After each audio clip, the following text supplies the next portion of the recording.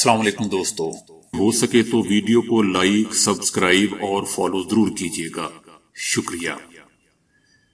دنیا کا سب سے مہنگا ترین $2 ارب کا جدید ترین لڑاکا طیارہ، جبڑے کی پیچیدہ سرجری کر کے چہرے کو خوبصورت ترین بنانے والی ایک یونیک سرجری۔ گزشتہ 16 برس سے اپنی بیوی کی باقیات کے ساتھ رہنے والا شخص، ہنگری کے قصبے میں 1.5 ٹن وزنی دنیا کی سب سے بڑی کتاب۔ تو آئیے چلتے ہیں اب ڈیٹیل کی طرف۔ دوستو، B-2 طیارہ اگرچہ 30 برس قبل بنایا گیا تھا، لیکن اب بھی یہ دنیا کا مہنگا اور جدید ترین طیارہ ہے، اور اس کی قیمت 3 کھرب روپے یعنی $2 ارب کے لگ بھگ ہے۔ 1989 میں اسے سوویت امریکہ سرد جنگ کے لیے تیار کیا گیا تھا۔ ریڈار پر دکھائی نہ دینے والا یہ طیارہ سوویت فضاؤں کے اندر گھسنے کی صلاحیت رکھتے ہوئے روایتی اور غیر روایتی ایٹمی ہتھیار لے جانے کی صلاحیت رکھتا تھا۔ پھر دیواریں برلن گر گئی اور یوں سرد جنگ کی آگ بجھ گئی۔ تاہم 1993 میں اسے امریکی فوج میں شامل کیا گیا، لیکن 1999 میں بوسنیا میں اس کا پہلا استعمال ہوا۔ اب تک جنگ میں ایک بھی B-2 طیارہ تباہ نہیں ہوا۔ یہ ہوا میں ایندھن لے سکتا ہے اور دنیا کے کسی بھی مقام پر حملہ آور ہو سکتا ہے۔ اس طیارے کو فلائنگ ونگ یعنی اڑتے ہوئے پر کا نام دیا گیا ہے۔ اس وقت یہ 3 طیارے امریکی فضائی بیڑے میں شامل ہے۔ یہ انتہائی بلندی پر اڑتا ہے۔ اس کے برخلاف B-1 طیارہ اس کے بالکل الٹ بنایا گیا تھا، یعنی وہ نہایت نچلی پرواز کرتا ہے۔ B-2 طیارے کی قیمت اتنے ہی وزن کے 8 گنا سونے سے بھی زیادہ ہے۔ اس طیارے کو بنانے کے لیے خاص طرح کی ٹیکنالوجی واضح کی گئی ہے جو اس سے پہلے موجود نہ تھی۔ اسی وجہ سے یہ سب سے مہنگا طیارہ ہے۔ ہر ایک پرواز کے بعد اس طیارے کی اوپری سطح کی خاص مرمت کی جاتی ہے، جس پر بہت زیادہ اخراجات اٹھتے ہیں۔ طیارے کو ہر 5-6 سال بعد خاص پینٹ سے رنگنا پڑتا ہے اور ایک دفعہ کی رنگائی پر $6 کروڑ خرچ ہوتے ہیں۔ دوستو، جنوبی کوریا میں پلاسٹک سرجری کا جنون ہے۔ یہاں ایک پروگرام بہت مقبول ہو رہا ہے جس میں لڑکیوں اور خواتین کا چہرہ کئی سرجریوں سے تبدیل کر کے انہیں اس طرح پیش کیا جاتا ہے کہ وہ پہچاننے میں نہیں آتی۔ تاہم ناقدین نے اس پروگرام پر شدید تنقید کی ہے۔ اس پروگرام میں معمولی صورت چہرے کے نقائص اور دیگر اقسام کی کمی کی حامل خواتین کو شامل کیا جاتا ہے۔ ان کی سرجری محض گوری رنگت یا ناک سیدھی کرنے تک محدود نہیں ہوتی، بلکہ جبڑے کی پیچیدہ سرجری کر کے اسے خاص سمتری میں لایا جاتا ہے، جو عام حسن کی علامت ہے۔ اس طرح سرجری سے پہلے اور بعد میں خاتون کا چہرہ یکسر بدل جاتا ہے۔ اس پروگرام کا نام لیٹ می ان ہے، جس میں شامل خواتین کا جبڑا، چہرہ، دانتوں کی سیدھ کو اس طرح بدلا جاتا ہے کہ وہ یکدم خوبصورت اور پرکشش دکھائی دیتی ہیں۔ یہ پروگرام گزشتہ 10 برس سے چل رہا ہے۔ دوسری جانب ناقدین نے کہا ہے کہ یہ پروگرام خواتین میں احساس محرومی پیدا کرتے ہوئے انہیں بھی پلاسٹک سرجری میں مہنگی ترین سرجری کی طرف لبا رہا ہے۔ یہی وجہ ہے کہ فی کس آبادی میں پلاسٹک سرجری میں جنوبی کوریا پہلے نمبر پر ہے، اور پلاسٹک سرجریوں کا جمعہ بازار یہاں کھلا رہتا ہے۔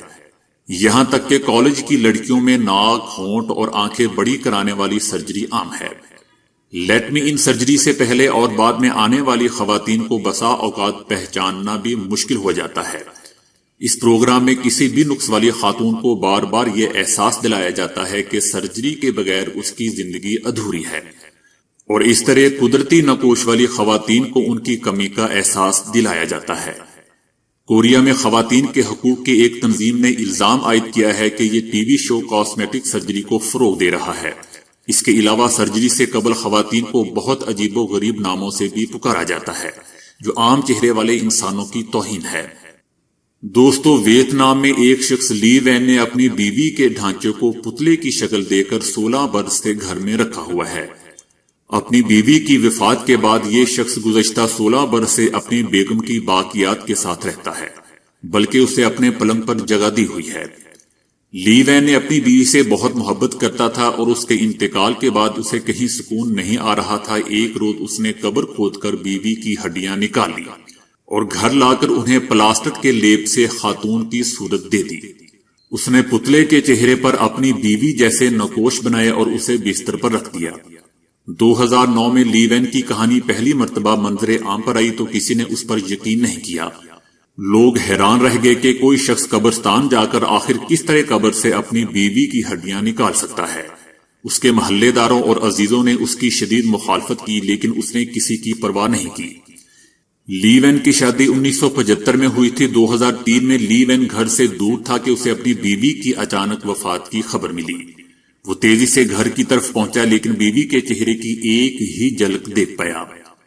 بعد ازاں کئی ماہ تک وہ اپنی بیوی کی قبر کے ساتھ ہی رہا اور برسات کے موسم سے قبل اپنی بیوی کی قبر کے برابر ایک سرنگ نما جگہ بنائی تاکہ وہ اس کی قبر کے ساتھ ہی رہ سکے۔ لیکن اس کے بچوں کو جب یہ علم ہوا تو وہ منت سماجت کر کے اسے گھر لے گئے۔ اس کے بعد لی وین نے اپنی بیوی کی قبر سے اس کا ڈھانچہ نکالنے کا فیصلہ کیا، اور باقی کہانی دوستوں میں اوپر بیان کر چکا ہوں۔ اس واقعے پر بچے اپنے باپ پر غضبناک ہوئے اور باقیات کو دوبارہ قبر میں رکھنے کا مطالبہ کیا، جس پر لی وین نے انکار کر دیا۔ یہاں تک کہ ڈاکٹرز اور پولیس نے بھی اس کے منفی اثرات سے بھی خبردار کیا، لیکن لی وین نے کسی کی نہ سنی اور اب بھی اپنی بیوی کا ڈھانچہ اس کے پاس ہے۔